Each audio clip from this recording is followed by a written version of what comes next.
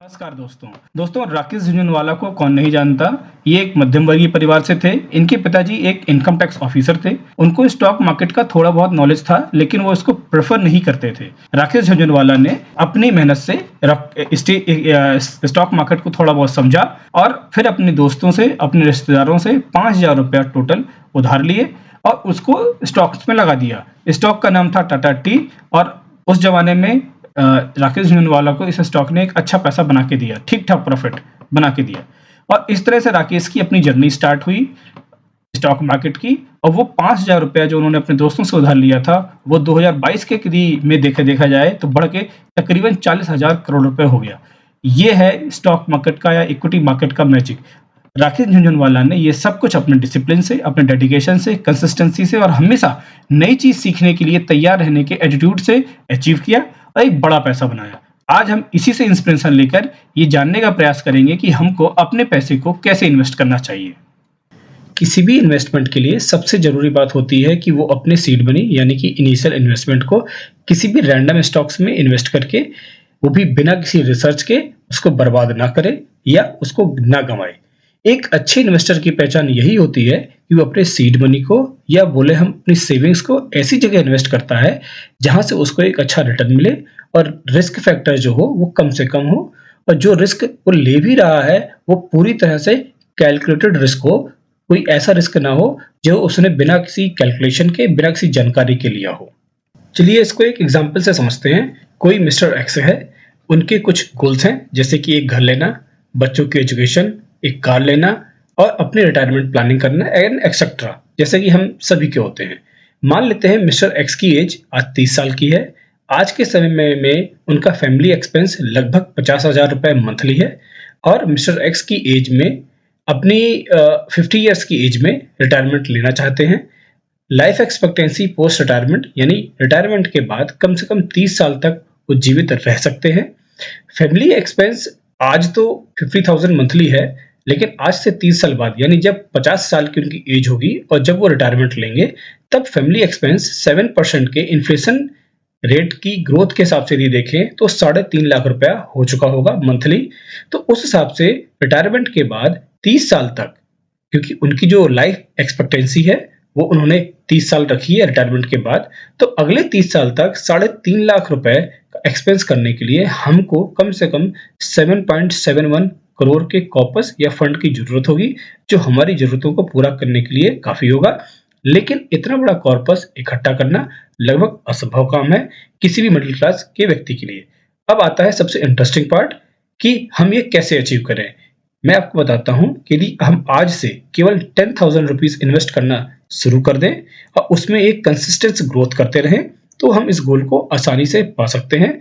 कैसे होगा, कैसे करना चाहिए, ये सब मैं आगे वीडियो में बताऊंगा। आप इसको अंत तक देखिए। एक लंबे समय में ये बिल्कुल मैटर नहीं करता या बहुत कम मैटर करता है कि आपका अमाउंट कितना बड़ा या कितना छोटा है, यानी आपका इन्वेस्टमेंट कितना बड़ा या छोटा है। लेकिन यदि आप अपने पैसे को एक अच्छे से एनालाइज करके एक कंसिस्टेंटली एक लंबे समय के लिए इन्वेस्ट करते रहते हैं और उसमें एक कुछ ना कुछ हर साल कंटिन्यूअसली ग्रोथ भी करते रहते हैं, तो आप एक बहुत बड़ा रिटर्न जनरेट कर सकते हैं, जो कि आपकी रिटायरमेंट का जो टारगेट है उसको भी पूरा करेगा और साथ साथ आपकी जो जितने भी फाइनेंशियल गोल्स हैं उनको भी अचीव करेगा। इसलिए चाहे कोई भी अमाउंट हो, छोटा या बड़ा, 10,000 या 20,000, आपको एक फिक्स्ड माइंडसेट से अच्छे से एनालाइज करके एक अच्छी स्ट्रेटजी से ही इन्वेस्ट करना चाहिए और एक लंबे टाइम के लिए इन्वेस्ट करना चाहिए, जिससे कि आप एक बहुत अच्छा पैसा जनरेट कर सकें, जो कि आपके गोल के टारगेट को अचीव कर सके। आगे बढ़ने से पहले हमारा सबसे पहले पावर ऑफ कंपाउंडिंग को समझना बहुत जरूरी है। ये एक बहुत ही पावरफुल कॉन्सेप्ट है। इसको हम एक एग्जांपल से समझने का प्रयास करते हैं। हम मान लेते हैं कि हमारे पास इन्वेस्टेड अमाउंट या बोले सीड मनी या बेस अमाउंट 100 रुपए है और उस साल हमने उस पर 10% का ग्रोथ रेट या रिटर्न मिला हमको, यानी कि हमारा इंक्रीज जो उस साल हमारा पैसा बढ़ा वो 10 रुपए बढ़ा, क्योंकि हमारा बेस अमाउंट 100 रुपए था तो 100 रुपए का 10% यानी 10 रुपए बढ़ा और इस तरह से हमारा पैसा एंड ऑफ द ईयर में बढ़कर 110 रुपए हो गया, यानी हमारा उस साल का जो प्रॉफिट हुआ वो 10 रुपए हुआ। अब सेकंड ईयर में चलते हैं। जो फर्स्ट ईयर का हमारा एंड ऑफ द ईयर का पैसा है वो सेकंड ईयर में हमारा बेस अमाउंट बनेगा और फिर से हमको उस साल सेम रिटर्न मिलता है, यानी 10% का ग्रोथ मिलता है। और इस तरह से इस साल हमारा 110 का 10% यानी 11 रुपए इंक्रीज अमाउंट हो जाएगा। और टोटल जो हमारा बेनिफिट होगा, टोटल जो एंड ऑफ द ईयर में हमारा फंड बन जाएगा वो 121 रुपए बन जाएगा, यानी 110 रुपए जो पिछले साल का था और 11 रुपए जो इस साल का हमको प्रॉफिट हुआ, ये टोटल 121 121 रुपए हो जाएगा, यानी टोटल प्रॉफिट हमारा 21 रुपए हुआ। अब हम थर्ड ईयर का के लिए चलते हैं, यानी थर्ड ईयर सेकंड ईयर का जो एंड ऑफ द ईयर का जो हमारा फंड होगा वो थर्ड ईयर के लिए बेस अमाउंट बन जाएगा या सीड मनी बन जाएगा। थर्ड ईयर ही हम मान लेते हैं कि हमको सेम ग्रोथ रेट मिला, यानी 10% का ग्रोथ रेट मिला। अब जब 121 रुपए पे 10% का ग्रोथ रेट मिलेगा तो अप्रोक्सीमेटली लगभग 11 रुपए या 12 रुपए के आसपास आएगा। तो end of the third year भी हम देखें तो इस 121 जो हमारा बेस अमाउंट था थर्ड ईयर का, उसमें हमारा 12 रुपए भी हमको मिलता है तो 133 रुपीज हो जाएंगे, यानी थर्ड ईयर में हमारा पैसा बढ़कर 133 रुपए हो जाएगा। अब हमने यहाँ पे देखा कि 3 साल में हमारा पैसा लगभग 40% की ग्रोथ ले चुका है और इसी को हम कहते हैं पावर ऑफ कंपाउंडिंग। हमने कुछ नहीं किया, हमने अपने पैसे को इन्वेस्ट किया, ऐसी जगह इन्वेस्ट कर दिया और इन्वेस्ट करके छोड़ दिया जहां पे उसको 10% का रिटर्न मिल रहा है। अब हमारे पास नेक्स्ट क्वेश्चन है कि कहाँ इन्वेस्ट करें, रियल एस्टेट में इन्वेस्ट करें या म्यूचुअल फंड में करें, स्टॉक्स में करें, बैंक्स में करें, एफडी कर दें, गोल्ड में इन्वेस्ट करें, कॉर्पोरेट बॉन्ड्स में इन्वेस्ट करें या कहीं भी मतलब किसी भी तरह का इन्वेस्टमेंट प्लॉट से लेकर डाल दें, कुछ भी कर दें। बहुत सारे ऑप्शंस हैं, हम इन सब में कंफ्यूज हो जाते हैं, हमको समझ में नहीं आता कि हम किस में इन्वेस्ट करें। चलिए इसको समझने का प्रयास करते हैं। रियल एस्टेट में हमको एक साथ एक बहुत बड़ा अमाउंट चाहिए होता है जो कि ज्यादातर लोगों के पास नहीं होता है, इसलिए एक ये सही ऑप्शन नहीं है। नेक्स्ट, गोल्ड या कॉर्पोरेट बॉन्ड्स। लंबे समय में यदि हम देखें तो बॉन्ड इन्वेस्टमेंट का रिटर्न बहुत कम होता है, यानी 6 to 7% या 8% के आसपास होता है, जो कि लगभग इन्फ्लेशन के आसपास ही होता है, इसलिए ये भी एक सही ऑप्शन नहीं है। नेक्स्ट यदि हम देखें तो बैंक डिपॉजिट्स हैं। एफडी का रेट भी देखा जाए तो आज के टाइम पे लगभग 4 से 6 या 5 से 6% के आसपास ही होता है, जो कि अगेन इन्फ्लेशन रेट के लगभग सेम ही है, इसलिए ये भी एक सही ऑप्शन नहीं हो सकता। नेक्स्ट यदि हम देखें तो हमारे पास यूलिप्स के ऑप्शंस होते हैं, पीपीएफ होता है, एनपीएस होता है, बहुत सारे रिटर्न के ऑप्शंस होते हैं, लेकिन इन सबका यदि हम एक एवरेज लेके देखें तो इनका भी रिटर्न लगभग 8 से 9% के आसपास ही होता है, वो भी इन्फ्लेशन रेट के आसपास वो भी मिलता है। तो हमारे पास यही सारे ऑप्शंस अवेलेबल होते हैं और ये सारे के सारे देखे जाएं तो लगभग इन्फ्लेशन के बराबर ही हमको रिटर्न दे रहे होते हैं।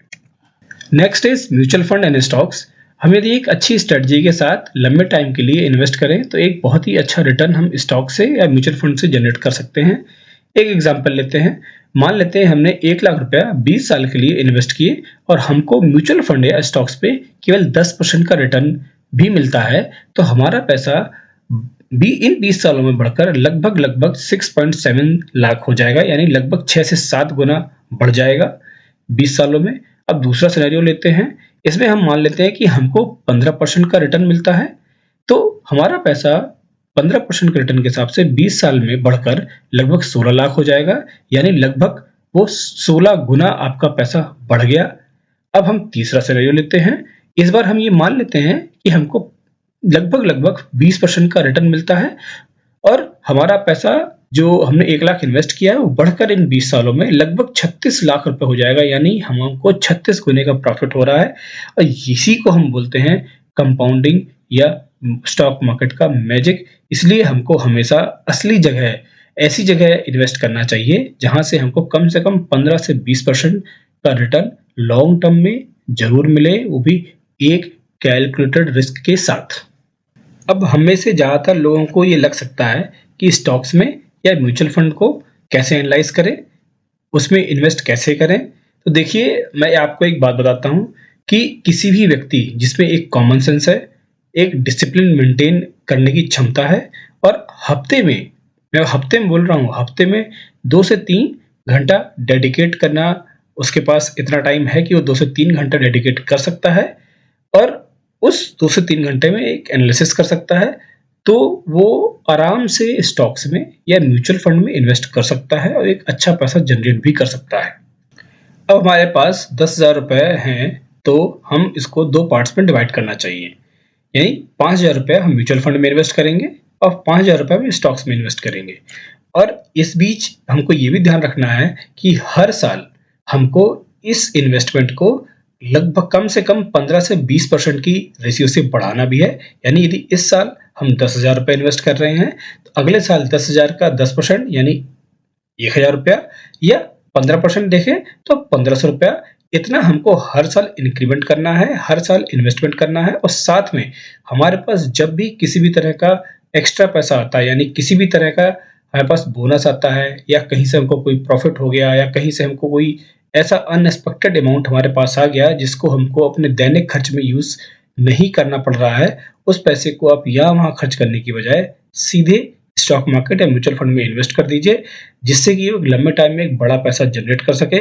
और यदि आप इस तरह की डिसिप्लिन को मेंटेन कर पाएंगे, इतना डेडिकेशन रख पाएंगे, तो आप मान के चलिए और ये विश्वास रखिए, और आप ये चीज देख भी सकते हैं, पुराना रिकॉर्ड उठा के आप एक बहुत बड़ा पैसा बनाएंगे।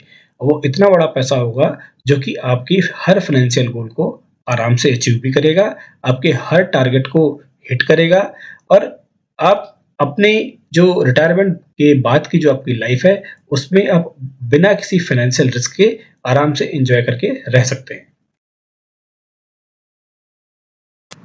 वीडियो को अंत तक देखने के लिए आपका बहुत बहुत धन्यवाद। वीडियो अच्छा लगा हो तो इसको लाइक और शेयर करें और चैनल को सब्सक्राइब करें। Thank you.